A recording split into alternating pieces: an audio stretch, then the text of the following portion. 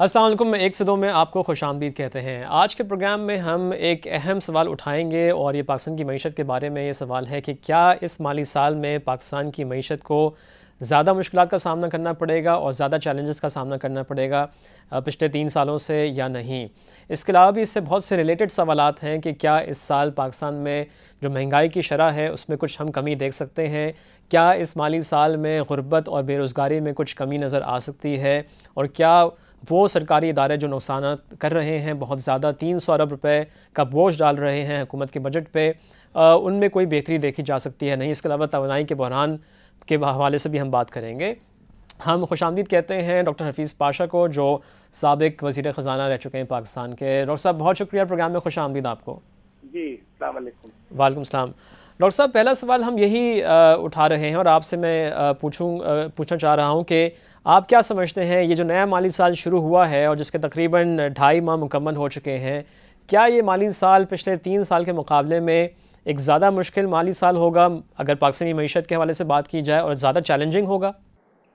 देखिए, जब साल शुरू हो रहा था तो जब एनुअल प्लान गवर्नमेंट ने अनाउंस किया था तो उसमें जो उन्होंने टारगेट्स फिक्स किए थे वो कुछ बेहतरी की तरफ इशारा कर रहे थे। उम्मीद ये थी कि जो हमारी जो इकॉनमी की ग्रोथ रेट है वो 2.5% से लगभग बढ़ के 4-4.5% तक जा सकती है, और साथ साथ अफरात ज़र जो है जो पिछले साल 14% के करीब रहा उसको कम करके 12 और फिर साल के एंड तक तकरीबन 9% पर लाया जाएगा। तो टारगेट्स तो एक लिहाज से एम्बिशियस थे और बेहतरी की तरफ इशारा कर रहे थे, मगर पहले 2 महीने जो हमने ऑब्ज़र्व किया है उससे कुछ वाज़े ये हो रहा है कि हालात में कमी नहीं अलबत्ता इजाफा कुछ हो रहा है। एक तरफ तो आप देखिए कि अफरात ज़र में कोई कमी नहीं आई और खाने पीने की अशिया की कीमतों में बड़ी तेज़ी से इजाफा हो रहा है। पिछले महीने तो 17% की रेट से प्राइस इंडेक्स बढ़ता रहा, ख़ास तौर पे फूड प्राइसेस का। और साथ साथ अब अफसोस की ये बात ये कि ये दूसरा साल है कि जब फ्लड्स जो हैं वो ख़ास तौर पे सिंध में उन्होंने काफ़ी नुकसान ऑलरेडी पहुंचाया है, और उसके नतीजे में जो हमारी खाने पीने की चीज़ें हैं, अब ख़ास तौर पे आप देखें वेजिटेबल्स और जो हैं वो सिंध में काफ़ी उनकी प्रोडक्शन होती है, वो मुतासिर हो सकता है। नतीजा ये है कि इन्फ्लेशन में इस वक्त कोई वाज़े तौर पर कमी नज़र नहीं आ रही है, और ये 4था या 5वां साल होगा जबकि इन्फ्लेशन डबल डिजिट्स पे रहेगा। तो ये बड़ी अफसोसनाक हालत बात है कि 2 साल मुसलसल फ्लड्स ने हमें हिट किया है। साथ साथ जो आपकी प्रोडक्शन है वो बड़ी मुतासिर हुई है दो चीज़ों से ख़ास तौर पे। एक तो जो कराची के हालात हैं वो बद से बदतर हो गए और उसके नतीजे में काफ़ी प्रोडक्शन लॉसेस हुए हैं, साथ साथ रेवेन्यू में भी कुछ कमी हुई है, और फिर जो लोड शेडिंग का सिलसिला है वो तो चल रहा है और उसका इम्पैक्ट तो इकॉनमी पे है। तो अभी इस वक्त कुछ कहना कि साहब बेहतरी आने के इम्कानात हैं वो बड़ा मुश्किल है। मुझे तो कुछ परेशानी इस बात की है कि शायद हालात कुछ और ख़राब भी हो सकते हैं। अच्छा डॉक्टर साहब, आपने महंगाई का जिक्र किया और आपने अगस्त के महीने की बात की, और अगस्त में हमने देखा था कि रमज़ान था, तो रमज़ान के महीने में वैसे भी महंगी हो जाती हैं चीज़ें, और अगर उस फैक्टर को निकाल दें तो आप समझते हैं कि अगले महीनों में कुछ महंगाई में जिस तेज़ी से इजाफा हो रहा था और जो अगस्त के महीने के नंबर्स आए हैं उसमें कुछ बेहतरी देखी जा सकती है? देखिए, ये जो होता है ये पिछले साल के कंपैरिजन में होता है। ये जो हम रेट निकालते हैं, और पिछले साल भी रमज़ान था तो बेस तो एक ही है, उस लिहाज से 17% काफ़ी हाई है, और अभी जो लेटेस्ट फिगर आए हैं वो भी कोई 16.5 के करीब हैं। तो ये 14 से नीचे गिरने की अभी कोई इंडिकेशन नहीं है। ठीक है। अच्छा, इसके अलावा आपने ज़िक्र किया कि आपको कुछ परेशानी लगती है, तो कौन सी ऐसी और बातें हैं जिससे आपको कुछ परेशानी है मईशत के हवाले से? देखिए, एक तो जो रेवेन्यू का टारगेट है वो बहुत अहम है, इसलिए कि अगर हम रेवेन्यू का टारगेट नहीं हासिल करते हैं तो हमें डेफिसिट फाइनेंसिंग करनी पड़ेगी, और ज़्यादातर इस वक्त रुझान जो है वो पैसे छापने पे है, और उससे अफरात ज़र में इजाफा होने का ख़तरा रहता है।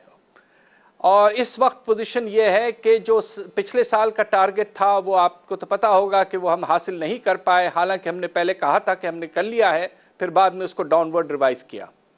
तो कोई 40 अरब के लगभग कमी आई पिछले साल।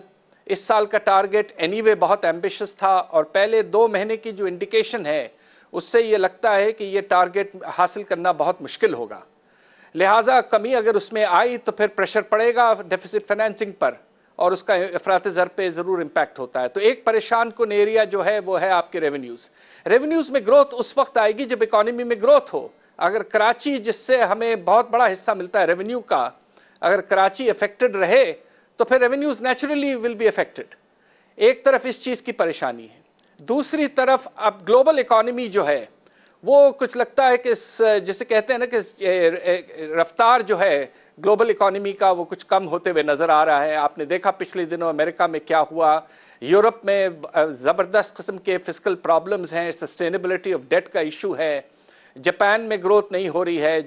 नतीजा ये है कि इस वक्त ग्लोबल इकॉनमी कुछ स्लो डाउन हो रही है, उसके नतीजे में आपके एक्सपोर्ट्स पे भी असर पड़ेगा। आपने देखा कि कॉटन की कीमत जो है वो पिछले साल के पीक के कंपैरिजन में आधी हो गई है। तो एक्सपोर्ट फ्रंट पे भी प्रॉब्लम्स कुछ नज़र आ रहे हैं। उम्मीद ये थी कि तेल की कीमत कम होगी, कुछ कम हुई मगर इतनी नहीं कम हुई जितना एक्सपेक्टेड था। तो आपका जो ट्रेड अकाउंट है वो कुछ प्रेशर पे आ सकता है। ठीक है। अच्छा, एक्सपोर्ट्स की जहां आपने बात की डॉक्टर साहब, तो बहुत से जो तज्ज़ियाकार हैं और अगर बल्कि हमारी इससे पहले ही बात हुई थी कुछ टेक्सटाइल के सेक्टर के लोगों से, तो उन्होंने कहा था कि चूँकि पाकिस्तान बहुत high value added items export नहीं करता है, वो सस्ते आइटम्स एक्सपोर्ट करता है जिसमें टी शर्ट्स, जीन्स वगैरह हो जाएं, तो शायद इसकी अगर ग्लोबल इकॉनमी की जो आप बात कर रहे हो यूरोप में और अमेरिका में ख़ासतौर से अगर स्लो डाउन होता है तो शायद इन चीज़ों की जो मांग है उसमें इतनी कमी ना हो और इससे पाकिस्तान की एक्सपोर्ट्स इतनी इफ़ेक्ट ना हो। आप का क्या ख्याल है? देखिए, इसमें कीमतों का भी असर है। पिछले साल हमें अच्छी कीमतें मिली हैं हर प्रोडक्ट के लिए, और ख़तरा यह है कि अगरचे वॉल्यूम्स इंटैक्ट रहें तो कीमतें आपको शायद इतनी अच्छी ना मिले इस साल। ठीक है, तो वॉल्यूम्स आप समझते हैं कि इंटैक्ट रहेंगे और डिमांड उतनी होगी इन प्रोडक्ट्स की जो पाकिस्तान एक्सपोर्ट करता है? मेरा ख्याल ये है कि वॉल्यूम में अगरचे गारमेंट्स वगैरह में कुछ कमी आ सकती है। आपने ठीक फरमाया, yarn export which should not be affected, मगर ये देखना है कि आपकी जो टेक्सटाइल इंडस्ट्री है वो काफ़ी हद तक मुतासिर हुई है बिजली की कमी वगैरह, गैस की कमी वगैरह से। तो इशू इस वक्त शायद डिमांड इतना ना हो, इस वक्त सप्लाई कंस्ट्रेंट्स भी हैं, तो उसको भी हमें देखना है। और ये बात तो यकीनन हम कह सकते हैं कि एक्सपोर्ट में जो पिछले साल फिनोमिनल ग्रोथ आई, जो तकरीबन 25 से 30% की ग्रोथ रेट थी, जो बहुत ही अच्छी ग्रोथ रेट है, वो definitely it's very difficult in the present environment कि हम उस लेवल को सस्टेन कर पाएँ। ठीक है डॉक्टर साहब, यहाँ पे एक ब्रेक लेंगे, ब्रेक से वापस आके कुछ और अहम बातें भी करनी हैं। जहाँ आपने रेवेन्यू कलेक्शन टारगेट की बात की, 1952 अरब रुपए का हदफ रखा है हुकूमत ने, और आप कह रहे हैं कि पिछले जो इस माली साल के पहले 2 माह की इंडिकेशंस ये दिखा रही हैं कि शायद ये टारगेट हासिल ना कर पाए हुकूमत। इस पर भी बात करेंगे। और जहाँ पे बेरोज़गारी गुर्बत की अगर बात की जाए तो हमारे पास कोई आदाद शुमार हमको नज़र नहीं आ रहे सरकारी, जो हुकूमत को भी ये इंडिकेट करते हुए नज़र आएँ कि बेरोज़गारी बहुत ज़्यादा है, उसके लिए एफ़र्ट्स करने की बहुत सख्त ज़रूरत है, और गुर्बत में भी हम देख रहे हैं इजाफ़ा हमको होता हुआ नज़र आ रहा है। इसके बारे में भी हम आपसे तफसील से पूछेंगे। नाज़रीन, हमारे साथ रहिएगा।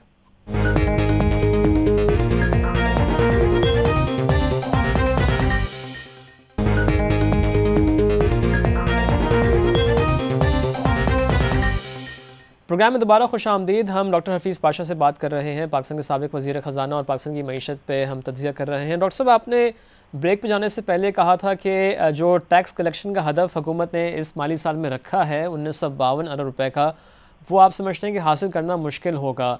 किन वजूहात की बुनियाद पर आप कह रहे हैं कि ये हदफ हासिल नहीं हो पाएगा? देखिए, एक तो ये टारगेट बहुत एम्बिशियस है। अगर आप पिछले साल का लेवल देखें, अगर हम ये मान भी लें कि 1550 अरब के करीब रेवेन्यू पिछले साल हासिल हुई है, तो उसमें जो ग्रोथ एक्सपेक्टेड कर रही है हुकूमत, वो तकरीबन 26% के लगभग होता है। वो एक बहुत बड़ा हदफ है, और इन हालात में जबकि इकॉनमी में ग्रोथ नहीं है, तो इस तरह की ग्रोथ एक्सपेक्टेशन जो है वो मैं समझता हूँ कि बहुत एम्बिशियस है। और हमारा अंदाज़ा ये है, और हमने काउंसिल में ये कहा भी है, कि अगर रेवेन्यूज़ 1850 अरब तक पहुंच जाते हैं तो वो एक मुनासिब परफॉर्मेंस होगी। उससे ज़्यादा करने के लिए गवर्नमेंट को और टैक्सेशन के प्रपोजल्स लाने पड़ेंगे, जो कि इन हालात में मैं समझता हूं कि नामुनासिब होंगे, इसलिए कि उससे इकॉनमी पर और नेगेटिव असर पड़ेगा।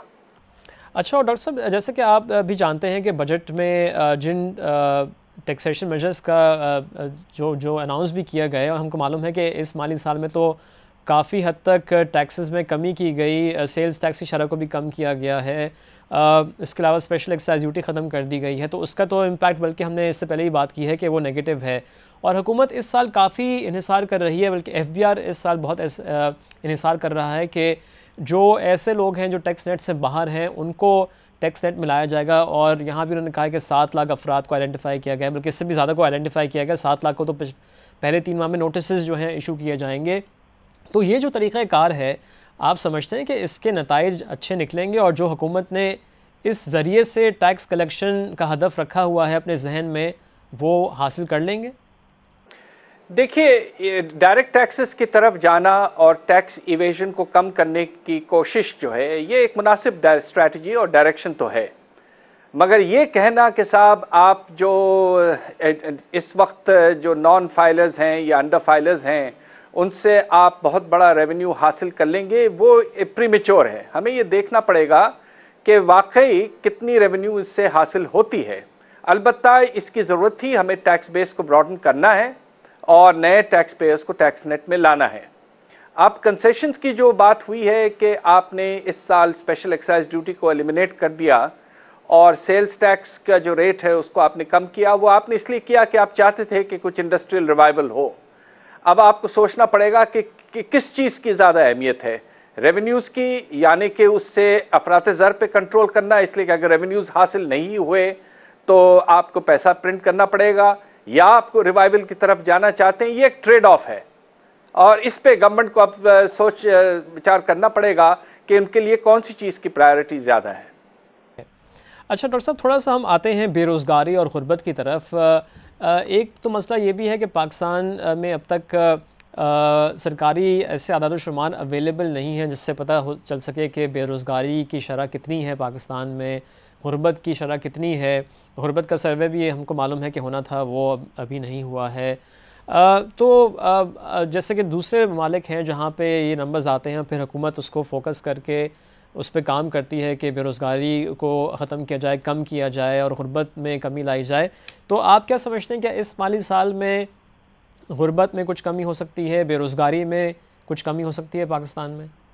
देखिए, अगरचे ऑफिशियल एस्टिमेट्स नहीं आए हैं मगर मुख्तलिफ रिसर्च हुई है इस पर, और हमारे यहाँ भी हमारे इंस्टीट्यूट में इस पे काफ़ी काम हुआ है। और अंदाज़ा कुछ ये है कि 2007-8 के बाद जो तकरीबन 3 साल गुज़र चुके हैं, गुर्बत में काफ़ी इजाफ़ा हुआ है। और हमारा अंदाज़ा ये है कि तकरीबन 15 मिलियन लोग एक्स्ट्रा अनफॉर्चुनेटली पॉवर्टी लाइन के नीचे चले गए हैं। और इस वक्त कुछ अंदाज़ा ये है कि सालाना तकरीबन 50 लाख लोग सालाना गरीब होते जा रहे हैं। तो ये बहुत ही परेशान कुन स्टेटिस्टिक्स हैं। और साथ साथ ये भी कुछ अंदाज़ा है कि जिसे फूड सिक्योरिटी कहते हैं, कि एक मिनिमम न्यूट्रिशन लेवल की कंजम्पशन हो फैमिलीज़ की, उस पर अभी जो स्टडीज़ हुई हैं और एक इदारा है SDPI ने, उन्होंने जो एस्टिमेशन की है उसके तहत तकरीबन 44 यानी कि 44% पॉपुलेशन पाकिस्तान का अब अंडर नरिशमेंट के लेवल पे आ गया है। तो ये बहुत परेशान कुन स्टेटिस्टिक्स हैं। और साथ साथ जो लेटेस्ट सर्वे आई है, लेबर फोर्स सर्वे, वो 2010-11 की आ गई है, उसमें अनएम्प्लॉयमेंट में कुछ इजाफा है। अच्छा, कुछ इजाफे से मतलब क्या फिगर्स उन्होंने देखिए, उन्होंने तो कुछ कम इजाफा बताया है, हमारा अंदाज़ा ये है कि इससे ज़्यादा है। मगर प्रॉब्लम यह है कि अनएम्प्लॉयमेंट शायद ना हो। इस वक्त पाकिस्तान में अनएम्प्लॉयमेंट के साथ साथ अंडर एम्प्लॉयमेंट बहुत तेज़ी से बढ़ रही है। और अगर आप इन दोनों चीज़ों को मिला लें तो हमारा अंदाज़ा ये है कि ओवरऑल जो प्रॉब्लम है वो तकरीबन 10% जो है हमारी लेबर फोर्स जो है वो इस वक्त मुनासिब काम से महरूम है। ठीक है, यानी कि अंडर एम्प्लॉयमेंट भी जितनी उस शख्स के पास स्किल्स हैं उसके मुताबिक उसको रोज़गार, या तो उसको पूरे दिन का काम नहीं मिल रहा है, पार्ट टाइम है, या मुनासिब रेम्यूनरेशन नहीं मिल रही है, डिसेंट वर्किंग कंडीशंस नहीं है, तो ये अंडर एम्प्लॉयमेंट का जो फिनोमेना है ये बहुत तेज़ी से बढ़ रहा है। तो फिर जो मेरा सवाल था कि आप समझते हैं कि इस माली साल में बेरोज़गारी में, गुर्बत में कुछ हम कमी देखेंगे, कुछ इन हालात में कुछ बेहतरी होगी?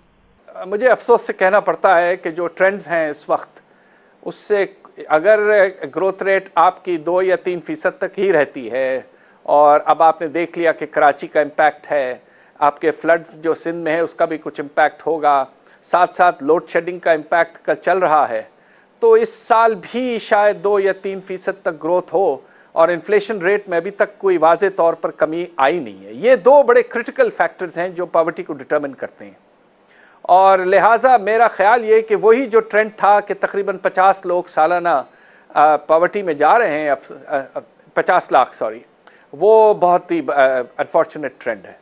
ठीक है डॉक्टर साहब, एक और ब्रेक का वक्त हुआ है। ब्रेक से वापस आके हम मज़ीद आपसे पूछेंगे कि इस माली साल में जो दूसरे मसाइल हैं, हमको पता है कि जैसे मैंने शुरू में भी कहा था कि बहुत से सरकारी इदारे ऐसे हैं जो बहुत नुकसान कर रहे हैं और हुकूमत के बजट का एक बहुत बड़ा हिस्सा 250 से 300 अरब रुपए सिर्फ उनको चलाने के लिए ख़र्च हो जाता है, जो अगर ये ना हो तो ये पाकिस्तान के जो अवाम हैं उनके लिए तरक्याती मंसूबों पे लगाया जा सकता है। तो उसके हवाले से पूछेंगे कि आप क्या समझते हैं, उस तरफ को आप बेहतरी देख रहे हैं या नहीं देख रहे। नाज़रीन हमारे साथ रहिएगा।